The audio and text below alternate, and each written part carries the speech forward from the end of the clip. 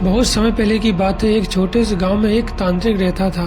वह अपनी तंत्र मंत्र की विद्या से बहुत निपुण था और लोग उसकी शक्तियों के डर से हमेशा उसकी इज्जत करते थे। उसके पास एक रहस्यमय डोल थी जिसे उसने अपनी तंत्र मंत्र की साधना के दौरान बनाया था। तांत्रिक का कहना था कि इस डोल में एक आत्मा बसी हुई है जिसे वह नियंत्रित करता है।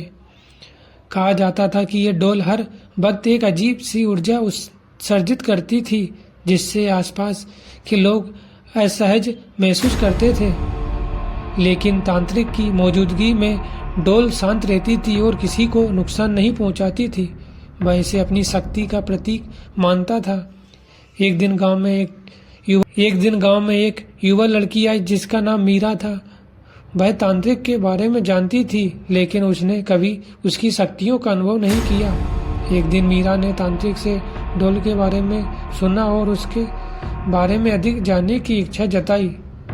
तांत्रिक ने उसे डोल दिखाने का फैसला किया लेकिन उसने उसे चेतावनी दी कि डोल को कभी अकेले मत छूना, क्योंकि वह एक बार नियंत्रित की हुई आत्मा को उकसा सकता है और वह बहुत कुछ बदल सकता है। मीरा ने तांत्रिक की चेतावनी को नजरअंदाज किया और एक रात जब तांत्रिक सोने चला गया तो वह चुपके से डोल को छूने चली गई। जैसे ही उसके हाथ डोल पड़े, कमरे में एक ठंडी हवा का झोंका आया और अचानक एक अजीब सी गूंजने वाली आवाज सुनाई दी। मीरा डर के मारे कांपने लगी लेकिन उसने फिर भी डोल को छोड़ने की बजाय और अधिक छूने की कोशिश की।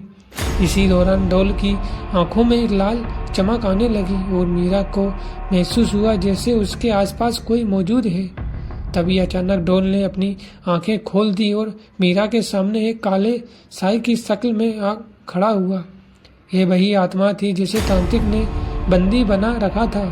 आत्मा ने मीरा को अपनी पकड़ में ले लिया और उसे डराने तरीके से बुरी तरह से पीड़ा देना शुरू कर दिया। अगली सुबह तांत्रिक ने देखा कि मीरा का शरीर खामोश पड़ा था।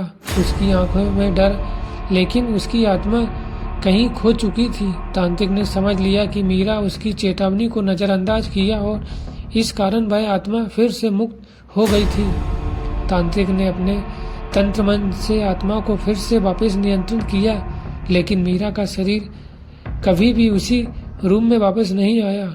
वह डोल फिर से शांत हो गई, लेकिन तांत्रिक जानता था कि यह डोल अब भी और अधिक खतरनाक हो चुकी थी और अब उसे कहीं छुपाकर रखना ही सबसे अच्छा था। ये कहानी एक चेतावनी देती है कि कभी भी किसी अज्ञात शक्ति के साथ खेलने का परिणाम खतरनाक हो सकता है।